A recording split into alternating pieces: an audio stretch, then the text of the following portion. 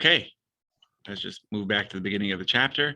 We went through the first few Hebrew lines of the chapter last week, but let's start again from the beginning to have a fresh new start for a chapter. Chapter 43 continues the Tanya's practical guide to generate emotions for God, which began in chapter 41 and will continue to the end of chapter 50. So we have a good 10 chapters that we're going all the way to understand the idea of our meditation that generates our love and our reverence for God. In chapter 41, we were given an introduction to the importance of reverence and love and how to achieve them at a basic level. Chapter 42 elaborated further on ideas and techniques to generate reverence. Obviously, reverence and love can occur at different levels, but what is our register to calibrate these different levels? Our previous discussion have guided us mainly to recognize basic and lower forms of reverence and love.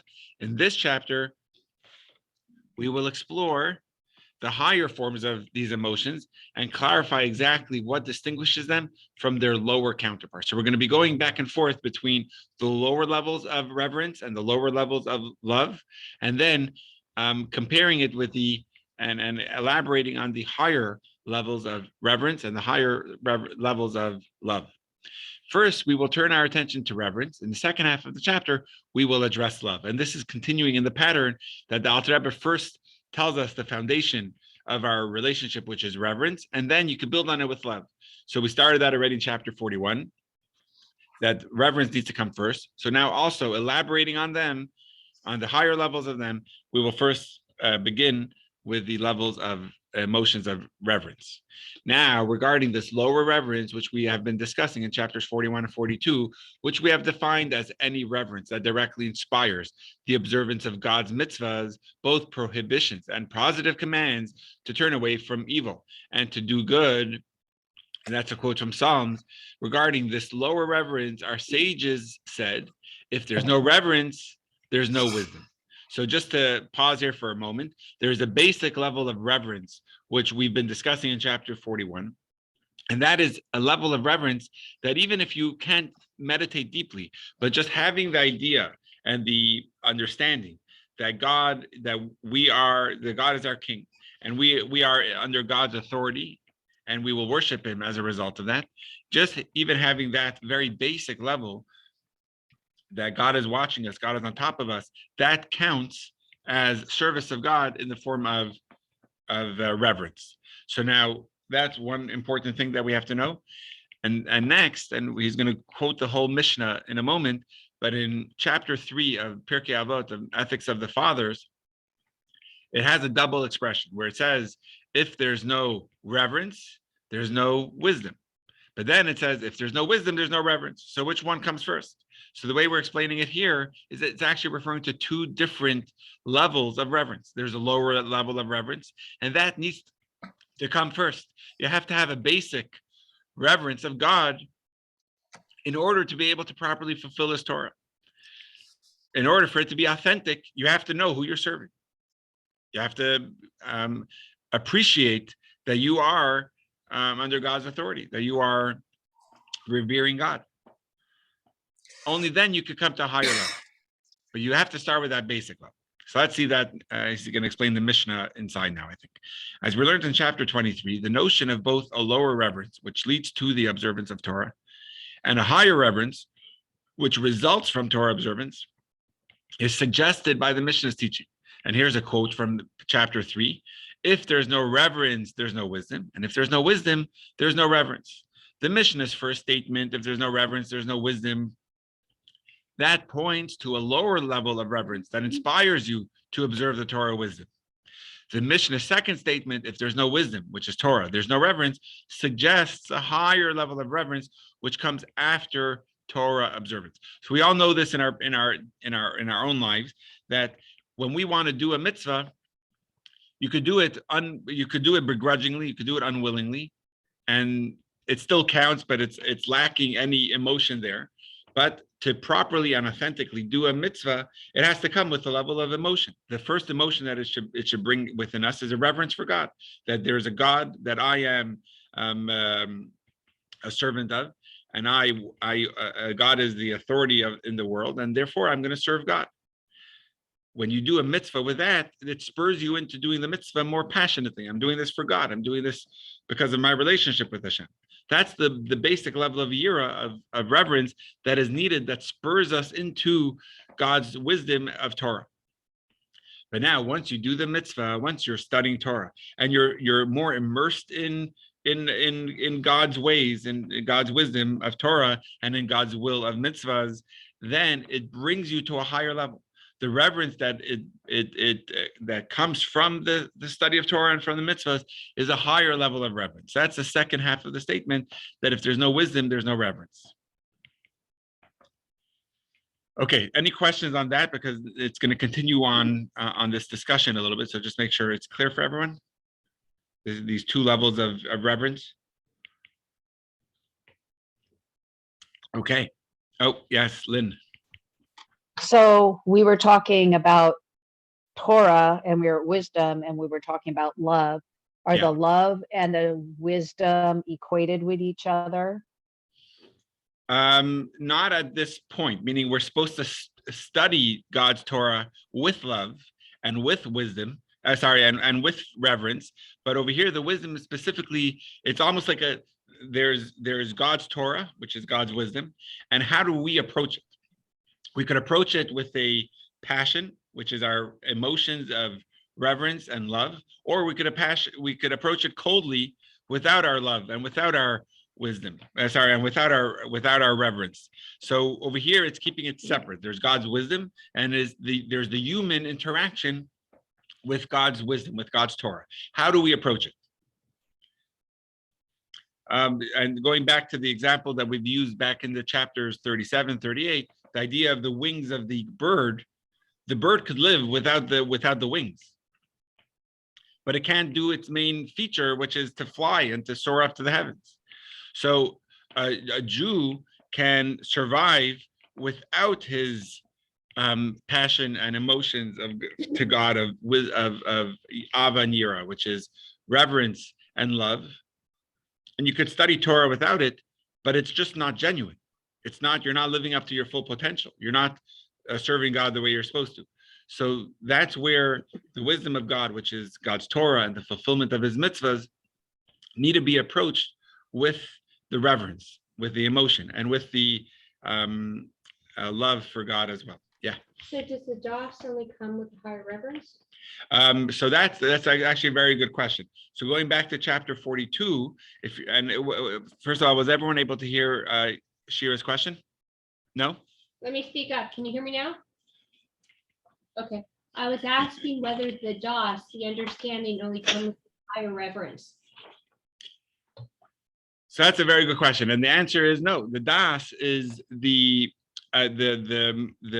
spark of Moses inside of us that's able to take the mind's understanding of God and apply it to our heart. And even a basic level, you're able to do it with this das. But again, it's coming from the emotion inside of us. But it's a very, very good question. Thank you.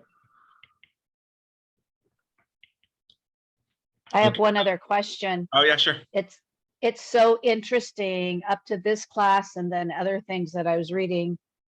It's so surprising to see the value or the place of emotion, because usually you think of Torah study, you see it as a intellectual exercise or something you do with your mind and your will. Right. But to see it with emotion is a whole different level. Can you elaborate on that, please? Because we're usually, we want to do academic, we want to do scientific, and emotions today don't have the place. So this is just very interesting to emphasize the emotion of Torah and the emotion of reverence. I think when you were in Israel, we were discussing one of the worries that the Alter Rebbe has is that when you immerse yourself fully in Torah study, it's more about your mind and it's more about yourself rather than your relationship with God. You're fully focused on trying to understand it.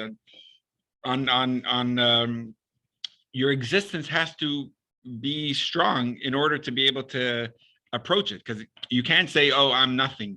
You can't have that bittul that is so strong when you're studying Torah, because you need to use your mind and you need to have the confidence that I could get through it. So the Alter Rebbe actually was worried about that. And if I'm not mistaken, in chapter 42, which we spent, we went through, I think, a few months in just that one chapter. But the Alter Rebbe was saying that his suggestion is that every hour of Torah study, like think of yeshiva, where they're studying for 6 hours straight, you could get very lost in the idea that there's an emotional aspect to it, that there's a relationship that I'm building through the study. So he actually suggested that every hour you should pause and reflect, even if it's just for a few moments. Take a moment or a few moments to just reflect on the incredible building of my relationship that I'm doing through this Torah study, and allow your emotions to be involved in the process as well. Because, so Lynn, what you're saying actually is very well rooted in Tanya, of the concern that Torah study seems to not really go together with the emotions. It's more in the mind. So to apply an emotion there of reverence and especially of love seems counter to the mind studying the Torah. So I think the Alter Rebbe addressed that in chapter 42, and even suggested the notion of pausing in your Torah study to acknowledge it. And really, before we study Torah, the way we do it is we actually do a blessing on our Torah study. We do it actually first thing in the morning, and it covers the entire day's Torah study. And there's other things we do once a day, but it's supposed to cover the entire day. So I'll just give you another example, and then I'll explain it back in Torah study. Before Baruch She'amar, which is a blessing we say in our daily prayer, it's right before the Ashrei part of our prayer. There's an Aramaic line that we studied, I think also in chapter 42, where through this blessing, I'm making a combination and a harmony in God's name. I'm making a union, a unity in God's holy name between the two first letters of God's name, which is the Yud and a Hey, and the last two letters of God's name, which is the Vav and a Hey. That the Vav and a Hey are going to have that same unity to the level of the Yud and the Hey. We're not going to get into the details, it's Kabbalistic, but really every time we're supposed to do a mitzvah, that is actually what we're accomplishing, that we're bringing a unity in God's fragmented name. And instead of it being a fragmented name, it's a name of harmony. It's a complete name that's full and complete. We do it only once a day, but it's supposed to cover all the mitzvahs and blessings that we say for the rest of the day. That same unity is happening. Similar to that, every time we study Torah, there is a blessing that should be said. It's a blessing that reminds us that we are connecting with the giver of the Torah. The blessing is Baruch Atah Hashem Noten HaTorah, is the ending of the blessing that we accomplish by studying Torah.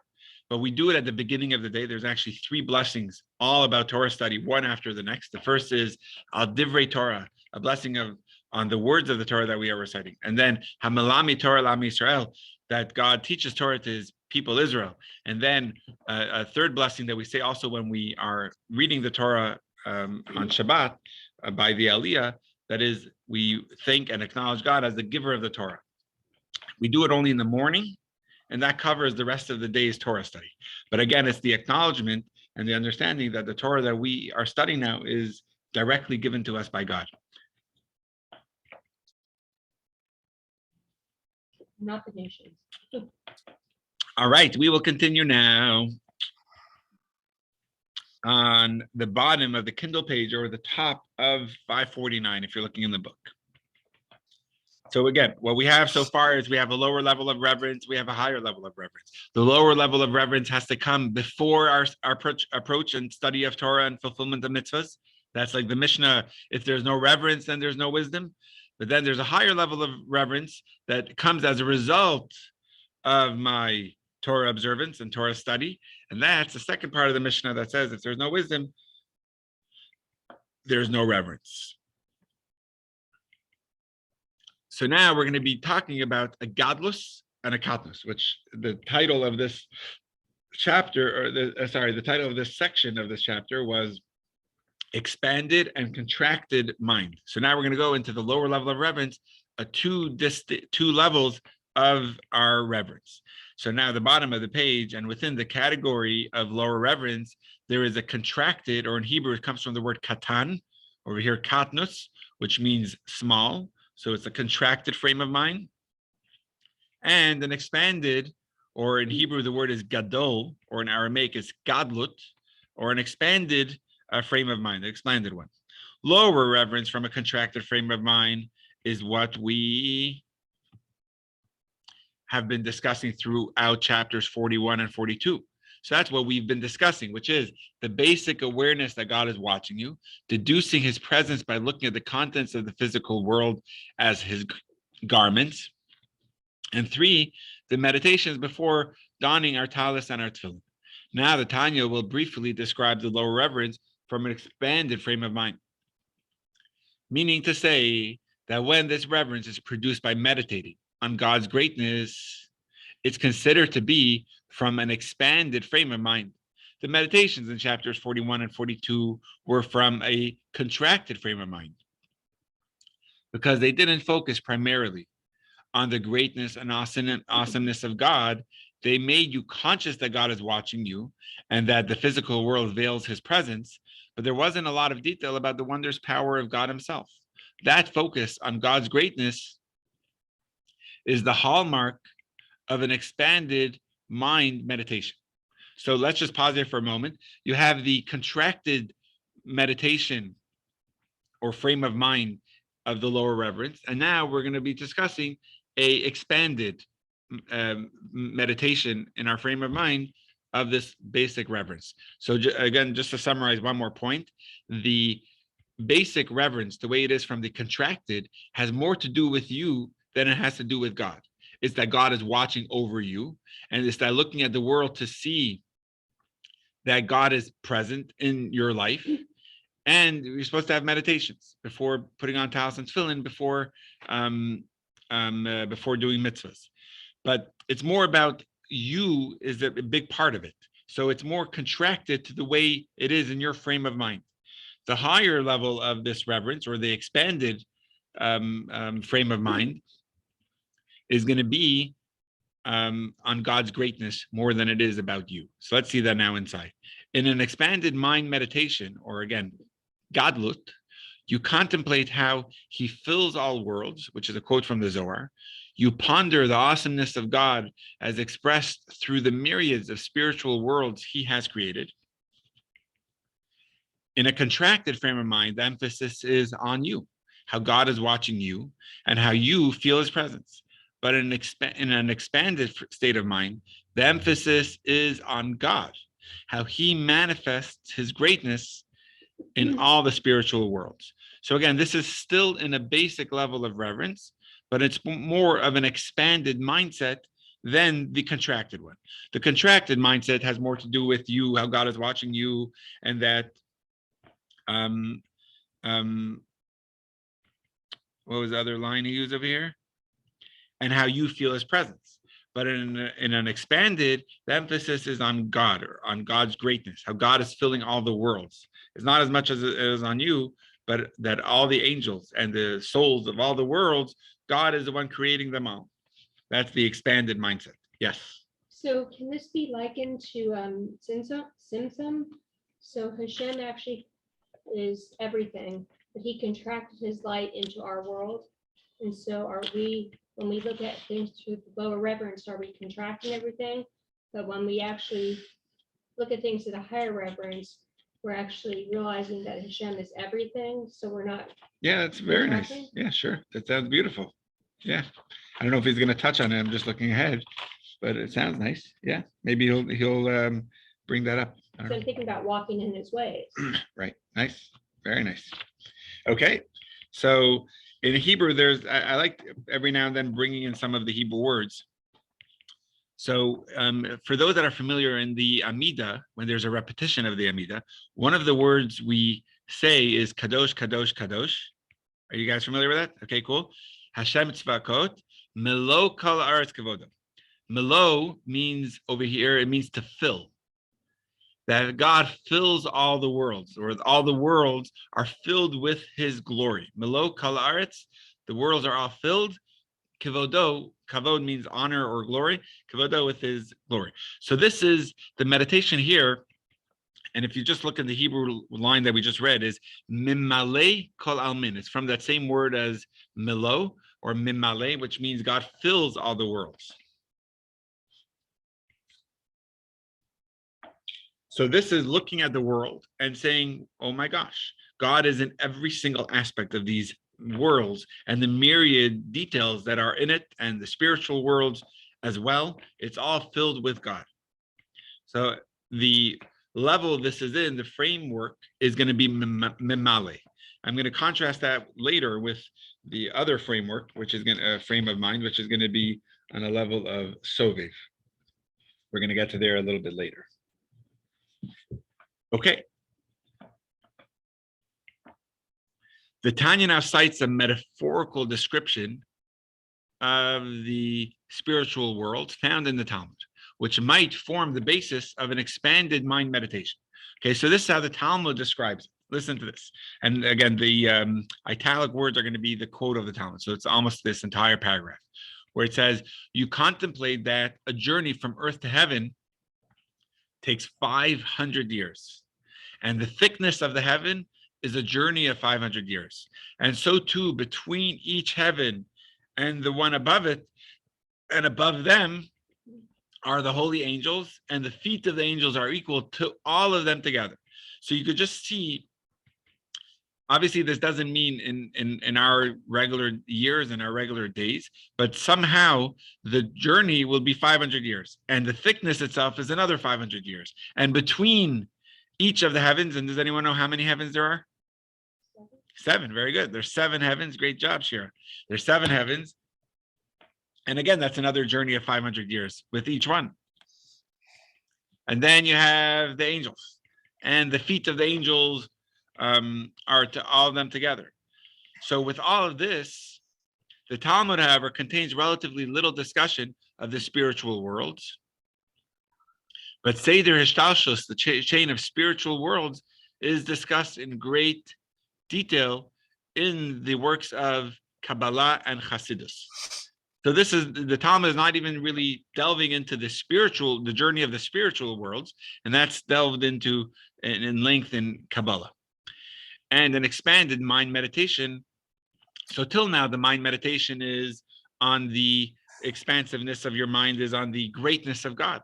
Just think of how great God is and how many lofty levels there are, and God is filling all of it with his glory. And just to see just how wide and broad these worlds are, you could quote from that Talmud. And an but just continuing on this, and an expanded mind meditation will also include meditating on the chain, or in Hebrew, hishtalshalut, of spiritual worlds, extending up and beyond to the greatest heights.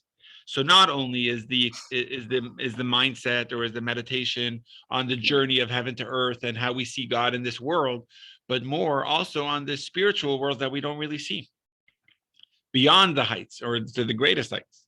But as the Tanya will now explain, even this expanded mind meditation will still only produce lower reverence. So still both the contracted, which is more to do with you, or the expanded or godless meditation, which has more to do with God's greatness, both of them are within the basic level or the lower level of reverence. Nevertheless, the reverence produced from this above mentioned meditation is still a superficial and lower reverence, even though it is from an expanded state of mind. Why?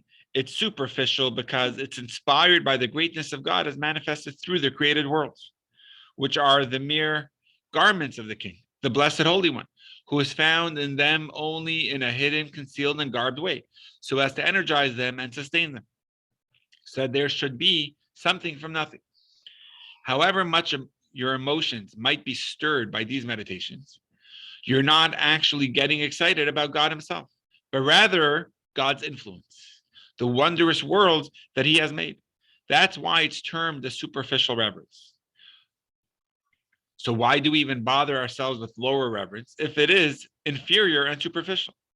Only the answer is because lower reverence is important, since it is the gateway and passage to the observance of Torah and mitzvot. Emotional maturity, this is a beautiful paragraph. Emotional maturity follows a process. First, there must be lower reverence, which will inspire Torah observance. And that opens up the further possibility of reaching a higher reverence. You can't skip levels because one builds on the other. So many times, I went a little quick here, So I'm just going to pause the sharing and give a little bit of thought on this, because it's just a very powerful idea. Let's just summarize it first. And then, and I think on the next page, there's going to be a practical lesson. We'll get to it soon, but let's just try to just summarize this. It's just a beautiful, powerful idea. So far, what we know in our chapter, building on from the previous chapters, is that a crucial component in our worship is reverence of God, is having the emotion, the passion in our observance. Without it, everything is lacking. It's going to crumble. You need to be emotional in your relationship with God. You have to have reverence. You also have to have the other wing, which is love. We've been discussing a basic level of reverence. We will eventually discuss a higher level of reverence. But on the basic level, we're going to now subdivide it into two categories. You have two basic levels of reverence, one above the other, but both of them remain on the basic level of reverence.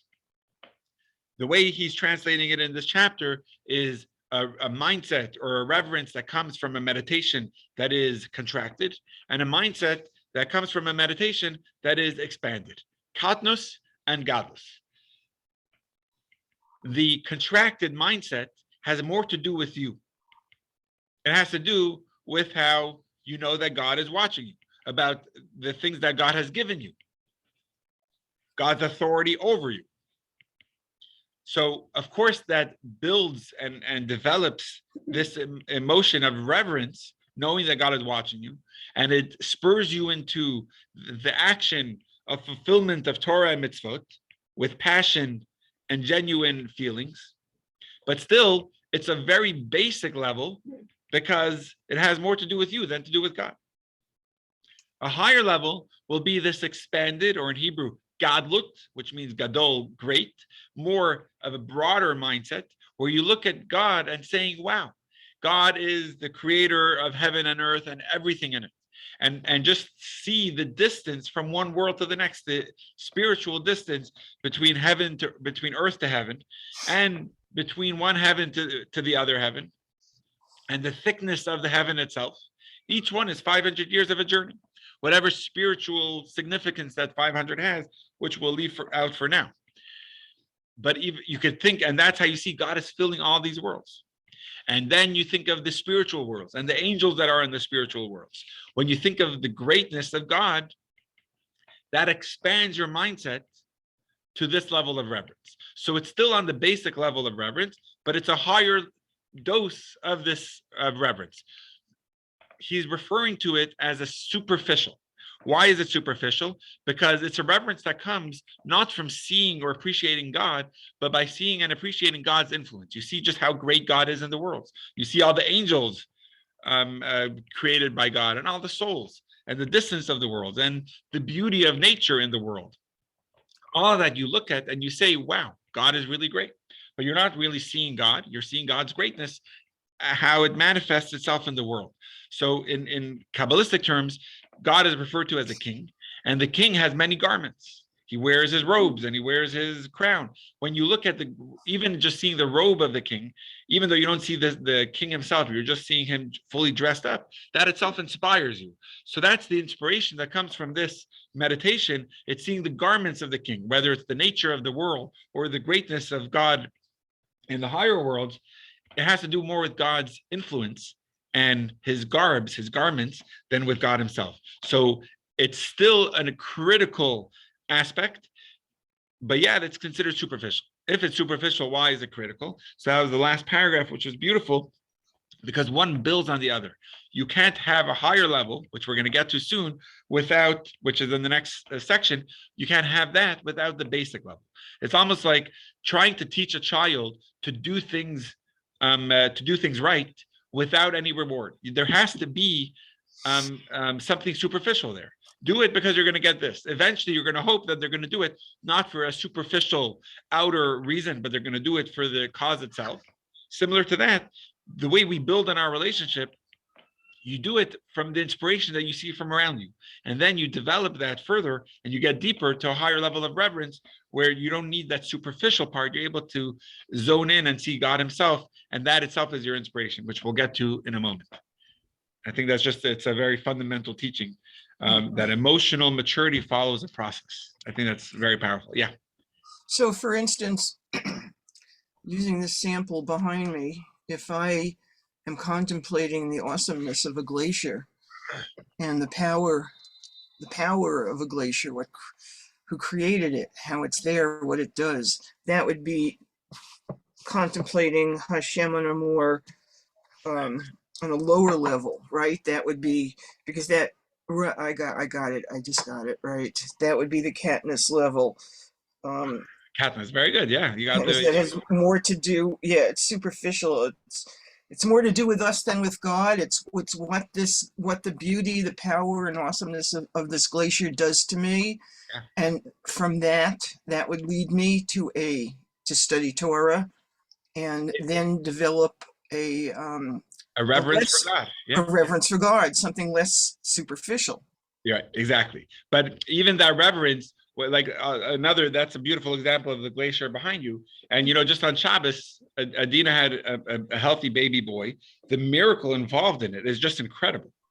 Hearing that sound of the baby and hearing Adina healthy and every detail being so perfect, it's an incredible thing. When you thank God, and we're doing our prayers on Shabbos, the feeling is so intense of an emotion of thanks for God and also reverence. Wow, God, I can't believe the incredible precision you have in every detail of nature and of course of birth. And it makes you feel like almost, I'm so lucky that God cares for me with filling all the worlds and everything in it. And God is putting thinking of this of me. So this leads you to an understanding God is, the greatness of God is just off the charts. But still, with all of that, the passion that brings me in my prayers is not coming from appreciating God himself, is seeing God's manifestation in the world, how God is able to make a baby so perfect, how God is able to make the glacier so beautiful. So it's still coming from the manifestation of God that spurs you into the study of Torah and mainly the observance of his Torah, which is the mitzvah. Exactly. Yes, Lynn. So I had a very similar experience to Robin after Torah study or Tanya study last week from Psalm 19, looking at how the glory of God and all the worlds he makes and how he's made it so beautiful, and just seeing his handiwork everywhere. So I sent you that, got lost in it, and found that 3-minute video. I don't know if you had a chance to watch it, but it showed about all the worlds that we can see through technology and stuff. And it was so unbelievable because it goes out so many light years. They actually had to make a new thing because we couldn't understand how many miles. So they actually made this other thing called light years, but now they're bazillion light years. And then it goes, that video in 3 minutes then goes into the body and shows like how there's a whole new world in our molecules and that kind of thing. It was just overwhelming, the complexity and the order. It's like, how can somebody say there is no God or no creator? Wow. So I was still in the awesomeness area, and it did leave me to want to study more Torah. So that's kind of, I had that same experience as Robin this week. It was actually pretty profound. Amazing, Lynn. And actually, I love that video you sent me. And my father would have loved these videos. My father was a chemist, and he would always tell me about the intricacies of the molecules and the atoms and how everything is so perfect. And he was able to show me how you could see a Magen David in the way the things are lined up in the atom, like all these amazing things. But I wanted to go back to that chapter which you quoted from Psalms, which is chapter 19. We actually recited in our Shabbat our Shabbat prayer towards the beginning of the prayer. But I'm not going to go through the entire wording now, but we say the heavens speak about the greatness of God. And then it goes through and the stars, and it goes through the different planets appreciating the God. But then I think verse 5 or 6, it says, the result is Torah Hashem Tamima. The Torah of God is perfect. When you see it all, it inspires you in God's Torah. Meaning you're looking at the heavens, you're looking at the earth, they're all singing God's praises. The result is the observance of Torah. Torah Hashem Tamima. And that's really the point over here, is that appreciating the greatness of God, whether on a more not immature, but a more contracted level, more narrow-minded, which has more to do with me, right? That's a more of an immature, a narrow mind is, how does this relate back to me? Expanded is you see it out. So whether it's on a more contracted level of God is watching over me, or whether it's on a more expanded level, godless, which is the greatness of God in the world and in the myriads of levels beyond this world, it'll bring you to the inspiration of Torah. But now we're not going to be able to get too deep into it, but I definitely want to get to the practical lesson, because the taste of what we're about to study is the higher level. Till now, we're learning and we're meditating more on the influence of God in this world. And that's how we could appreciate it. And that brings us to a level of reverence. But now we're going to try to tap into a higher level of reverence, which when I was giving the intro last week, we referred to it as yiras boshes. How does he translate it here? A reverence arising from a sense of shame in God's presence. And that's from the Zohar. And let's see it inside now. So it's section 2. If you're looking in the book, it's on page 550 towards the bottom. And I'm also going to pop it on the screen right now. Here we go. Section 2. How to attain higher reverence. But higher reverence is a reverence arising from a sense of shame in God's presence. In Hebrew, the words are yira boshet. And it is a deep reverence. And that's from Reb Chaim Vital, who was the primary student of the Arizal, Rabbi Isaac Luria, who died in 1572 in Sfas. And his student, Reb Chaim Vital, wrote many of his teachings of his master in the last 2 years of his life, in his master's last 2 years of his life, before he died. And he also died in this month of Av, on the 5th of Av, which we had last week. And he says like this: it's a deep love which results from an awareness not of the awesomeness of the spiritual worlds themselves, right? Because that would be on the basic level of reverence, but this is an awareness, but of the core godliness within the worlds. So this is going to be a long paragraph that we're going to try to get through before the end of class, together with a practical lesson on it. Think of the difference between the way you're impressed by a powerful man and the way you're impressed by a holy man. There are two major distinctions. Number one, a powerful man impresses you because of what he can do, his influence. A holy man impresses you because of who he is, a higher caliber of human being. That's one basic difference between a powerful and a holy person. And number two, being in the presence of a powerful man doesn't really change you, but being in the presence of a holy man might deeply impact your life. When you're impressed with a powerful man, you're not really revering him, but his influence. The thought of all that power may overwhelm you, but it doesn't change you inside. You're the same person as before. You've just encountered someone else who is much more powerful than you. That's like being impressed with the awesomeness of the spiritual world, which is lower reverence. You're impressed by what God can do, but not by God himself. At higher reverence, you start to feel the actual presence of God himself, which is the core of godliness within the worlds. You are revering God for who he is and not what he can do. And if you don't have the book, I would suggest you take a screenshot of this, because there's so much to reflect on the difference. And think of in your life people that you've encountered that overwhelmed you with, they impressed you, or that you felt deeply moved by them to the point that you wanted to change who you are yourself. Meaning you respected them so deeply that it impacts your life from now on. So again, let's just summarize these two differences. Number one, when you see a powerful person, you're impressed not by him, but what he can do. A holy person, you're impressed by who he is.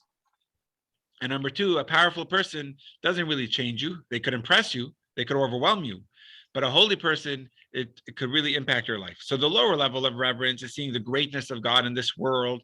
That's the impression that God has on you. It's the influence of God in this world. But the higher level of reverence is the inherent depth, the caliber of God's greatness, the way it is in this world, meaning it's not seeing this world and saying, wow, God is really great. It's by seeing godliness in this world. You're revering God for who he is, not what he can do. To describe how the experience changes you, higher reverence is also referred to as reverence from a deep sense of shame. So this is the higher reverence, but it's referred to as yira boshas, or reverence from shame. Why? Because when you are in the presence of a holy man, you begin to question your own inner worth. If another person can be that holy, that refined, what does it say about you? You begin to feel that by this standard, your life's achievements are embarrassing. That if this is what a human being can rise to, then you haven't even begun yet. Similarly, the experience of higher reverence is one of losing your identity in the presence of God. You begin to vacate and transcend yourself. You connect with the reality of God, which leaves no room for any other separate existence.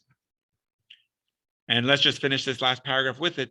It is of this higher reverence that the sages said, remember the Mishnah from chapter 3, Ethics of the Father, if there's no wisdom, there's no reverence, which is the second step, which first comes the wisdom, the Torah observance, and then you're able to transcend to a higher level of wisdom, a higher level of reverence, which is this yira sposhas, this yira from the feeling of shame. That when you're in the presence of such a holy, for example, when you're in the presence of such a holy person, you feel, if this is what a person could reach, where am I holding? What have I done in comparison to this? You look at yourself as so small in comparison that you haven't really begun living properly yet. So this higher level, it's almost in the presence of God. When you inherently feel godliness, you almost lose your identity. So the chokmah is going to get us there. Exactly. The chachma, which over here we're translating as the wisdom of God in our Torah observance, in our Torah study, it inspires you to really feel God on this higher level. So again, it comes from this inherent feeling of God's presence. The lower level is seeing godliness from the beautiful glaciers and from the stories we hear that inspire us, or from the meditation into the greatness of God in all the worlds and the myriads of all the worlds.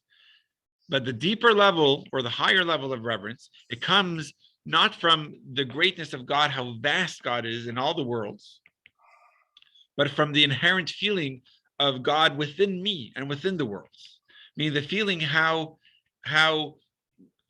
deep and how what's the better word over here that he used? The core of godliness, that's the wording of the Tanya, meaning that's the wording of the Alter Rebbe, feeling the actual presence of God. And that brings you, where do you appreciate the actual presence of God? Is from Torah study. When you do a mitzvah and when you study Torah, you're actually then able to tap into the inherent quality of godliness. And that's the higher level. So I just we're going to be running out of time. It's right at a really great level, a great part of the Tanya. But let's make sure we'll end with this practical lesson. I don't see it in the Tanya book, in the Kindle. So I'll read it outside. I'll read it from the book on 551, and you're welcome to follow along or read along with me. If your reverence is inspired by the fact that God is watching you, or by the fact that the physical world veils his presence, then you have achieved lower reverence from a constricted state of mind. If your reverence is inspired by the awesomeness of God as expressed in the spiritual worlds, then you have achieved lower reverence from an expanded state of mind. So those are the two levels of the basic reverence, which is either expanded, this higher level, or constricted, which is the lower level of both within the lower level of reverence. But then you can have a higher reverence, which we just started discussing, and that comes from an awareness not of the awesomeness of the spiritual worlds themselves, but from the core godliness within the worlds. All right, we made it. Amazing. And that will take us to the top of 552. And awesome. Wow, I'm glad we got, I want to make sure we got that practical lesson. All right, everyone. Well, for those that are around and in town, you're welcome to come